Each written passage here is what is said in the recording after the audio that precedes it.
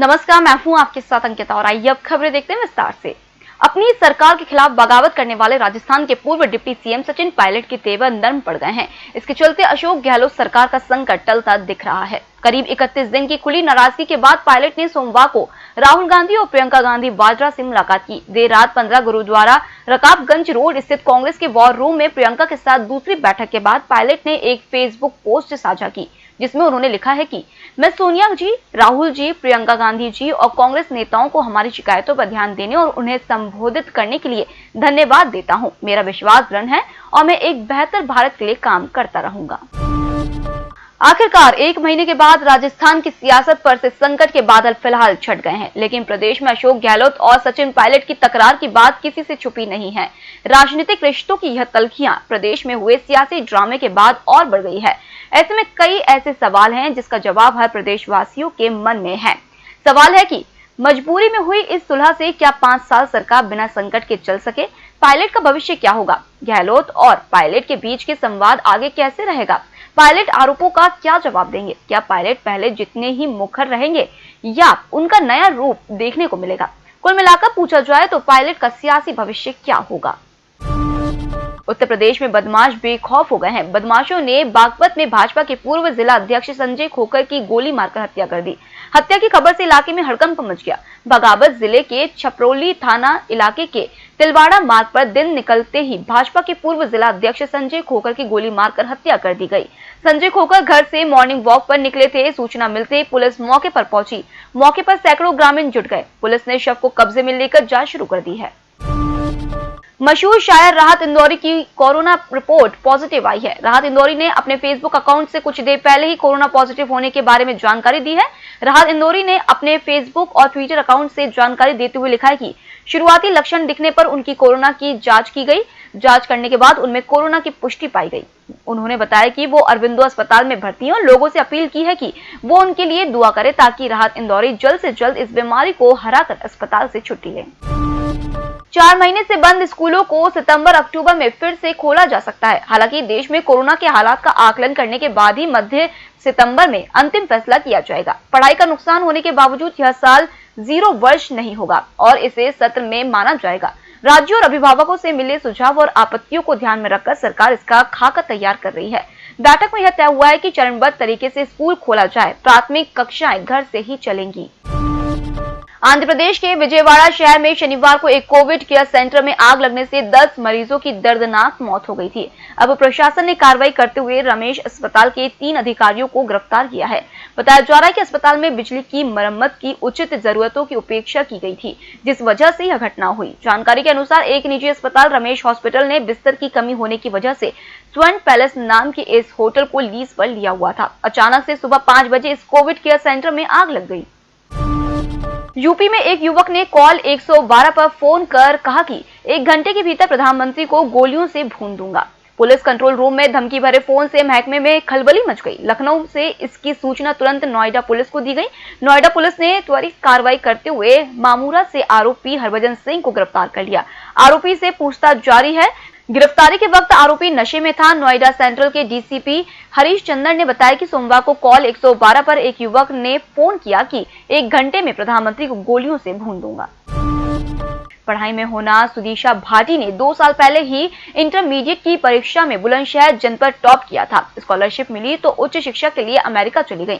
मेहनत के बल पर एक शानदार करियर उनके सामने था, लेकिन कुछ मनचले लड़कों की छेड़खानी ने इस प्रतिभा को हमेशा के लिए बुझा दिया। कोरोना संक्रमण काल में अपने घर लौटी सुदीशा अपने रिश्तेदार के पास जा रही थी। वह चाचा के साथ बाइक पर बैठी थी। रास्ते में बुलेट सवार कुछ शोहदों ने छेड़खानी शुरू कर दी। फ्लर्ट के दौरान आरोपी युवक बार बार बाइक को ओवरटेक कर रहे थे। उसी दौरान मनचलों से बचने के चक्कर में गाड़ी गिर गई और सुदीशा की मौत हो गई। गुरुग्राम स्थित एमियंस मॉल के निर्माण में हुई अनियमितता के मामले में केंद्रीय जांच एजेंसी सीबीआई ने सोमवार को 4 जगहों पर छापे मारे। जानकारी के मुताबिक गड़बड़ियों की जांच के सिलसिले में सीबीआई की अलग अलग टीमों ने दिल्ली, गुरुग्राम, पंचकुला और चंडीगढ़ में कई ठिकानों पर छापे मारे। इस मामले में बीते महीने पंजाब हरियाणा हाईकोर्ट के आदेश के बाद सीबीआई ने एफआईआर दर्ज करने के बाद यह कार्रवाई की। 11 जुलाई को हाईकोर्ट ने सीबीआई से 6 हफ्ते के भीतर एफआईआर दर्ज करके जांच शुरू की जाए और 6 महीने में जांच पूरी कर रिपोर्ट कोर्ट को सौंप दी जाए। कोर्ट ने 3 महीने के भीतर स्टेटस रिपोर्ट बंद लिफाफे में जमा करने को कहा है। भारत को इस साल के आखिर तक कोरोना वायरस का टीका मिल सकता है, यह दावा किया है सीरम इंस्टीट्यूट ऑफ इंडिया के सीईओ आदर पूनावाला ने। दुनिया के सबसे बड़े वैक्सीन निर्माता होने के नाते यह दावा बेहद अहम है। एक चैनल से बातचीत में उन्होंने कहा कि दिसंबर की शुरुआत में कंपनी कोविड-19 वैक्सीन लॉन्च कर देगी। वहीं जाइडस कैडिला की वैक्सीन का फेज 1 ट्रायल पूरा ही होने वाला है। कंपनी के चेयरमैन पंकज पटेल के मुताबिक उन्हें अगले साल मार्च तक वैक्सीन लॉन्च करने की उम्मीद है। इंडियन प्रीमियर लीग के टाइटल स्पॉन्सरशिप के लिए बीसीसीआई की ओर से प्रक्रिया शुरू कर दी गई है। आईसीसी के इस साल के टाइटल स्पॉन्सर की दौड़ में योग गुरु बाबा रामदेव की कंपनी पतंजलि भी इस दौड़ में शामिल हो गई है, लेकिन वह हमेशा से इस क्रिकेट लीग के पक्ष में रहे हो ऐसा नहीं है। बाबा रामदेव आईपीएल को भारतीय संस्कृति के खिलाफ बता चुके हैं। रामदेव ने कहा था कि चीयरलीडर्स के चलते यह खेल अश्लील हो गया है। उन्होंने कहा था कि देश में जुआ और सट्टा बाजार बढ़ रहा है। अब बाबा रामदेव और उनकी कंपनी का आईपीएल में दिलचस्पी दिखाना यानी पूर्व के बयानों पर यू टर्न है।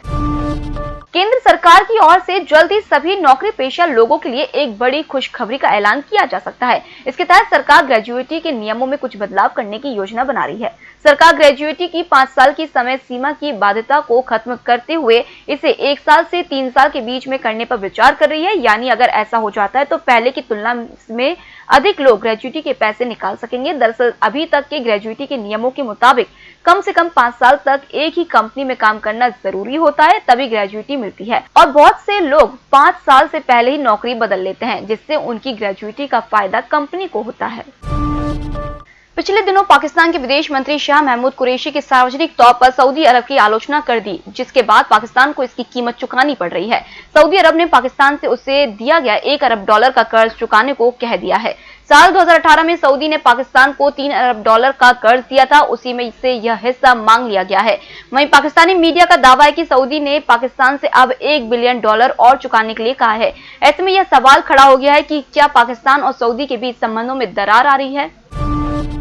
पाकिस्तान के प्रधानमंत्री इमरान खान ने रविवार को देश में सबसे बड़े वृक्षारोपण अभियान की शुरुआत की, जिसके बाद सोशल मीडिया साइट ट्विटर पर लोगों ने एक वीडियो शेयर किया, जिसमें कुछ लोग पौधे उखाड़ते हुए नजर आ रहे हैं। प्रधानमंत्री इमरान खान के आह्वान के बावजूद लोग लगाए गए पौधों को उखाड़ रहे हैं।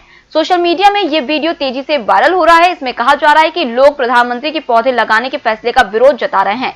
चरमपंथियों को ये पसंद नहीं आया। उन्होंने प्रधानमंत्री के महान प्रयासों पर हमला कर दिया। उन्होंने न केवल पौधों को उखाड़ फेंका, साथ ही दावा किया कि वह इस्लाम के खिलाफ है। इसके साथ ही यूजर ने लिखा है कि क्रेजी लोग, सभी धर्म हमें धरती माता की रक्षा करने का आह्वान करते हैं। वास्तविक नियंत्रण रेखा पर भारत और चीन में तनातनी के बीच दोनों देश लद्दाख और अक्साई चीन सेक्टर में अपनी ताकत बढ़ाने में लगे हुए हैं। किसी भी संभावित सैन्य टकराव को देखते हुए दोनों ही देशों ने हवाई ताकत में बढ़ोतरी की है। विशेषज्ञों के मुताबिक अगर हवाई जंग हुई तो ऊंचे पहाड़ी क्षेत्रों में चीन के मुकाबले भारतीय वायुसेना काफी बेहतर स्थिति में है। विशेषज्ञों ने बताया कि चीन की पीपुल्स लिबरेशन आर्मी एयरफोर्स ने जमीनी स्तर पर हवाई रक्षा नेटवर्क पर ध्यान देना शुरू कर दिया है। चीनी सेना के वेस्टर्न थिएटर कमांड के तहत सभी हवाई साजो सामान आते हैं। यह कमांड चीन के 5 सैन्य थिएटर कमांड में सबसे बड़ा है। अमेरिका के राष्ट्रपति डोनाल्ड ट्रंप की प्रेस वार्ता के दौरान व्हाइट हाउस के बाहर गोलाबारी होने की खबर सामने आई है। स्वयं राष्ट्रपति ट्रंप ने अपने बयान में इसकी पुष्टि की है। उन्होंने यह भी कहा है कि संभवतः किसी शख्स को गोली लगी है और उसे अस्पताल ले जाया गया है। वहीं जानकारी के अनुसार गोलाबारी की घटना के बाद राष्ट्रपति ट्रंप को सीक्रेट सर्विस के कर्मचारी सुरक्षित स्थान पर ले गए। स्थिति नियंत्रण में आने के बाद राष्ट्रपति ट्रंप ने प्रेस वार्ता में मौजूद पत्रकारों को जानकारी दी कि व्हाइट हाउस के बाहर गोलाबारी हो रही थी। लगता है कि सब कुछ अच्छी तरह से नियंत्रण में कर लिया गया है। ताइवान ने अपने हवाई क्षेत्र में घुसे चीनी लड़ाकू विमानों पर मिसाइलें दागकर वापस खदेड़ दिया। दरअसल चीन अमेरिकी स्वास्थ्य मंत्री एलेक्स अजार के नेतृत्व वाले उच्च प्रतिनिधि मंडल के ताइवान दौरे से बौखलाया हुआ है। बीते 4 दशक में पहला मौका है जब कोई अमेरिकी मंत्री ताइवान पहुंचे हैं। ताइवान रक्षा मंत्रालय के मुताबिक सुबह 9 बजे के करीब चीन के शेनयांग J-11 और चेंगडू J-10 लड़ाकू विमानों ने उसके हवाई क्षेत्र में प्रवेश करने की कोशिश की। इन विमानों ने जैसे ही ताइवान की खाड़ी में मध्य रेखा को पार किया, ताइवान ने जमीन से हवा में मार करने वाली मिसाइलें दागी और उसका गश्ती विमानों का एक दल इन लड़ाकू विमानों के पीछे लगा दिया। हमले को भांपते हुए चीनी लड़ाकू विमान तुरंत लौट गए। फिलहाल इस बुलेटिन में इतना ही। आप बने रहिए एमएस टीवी के साथ। नमस्कार।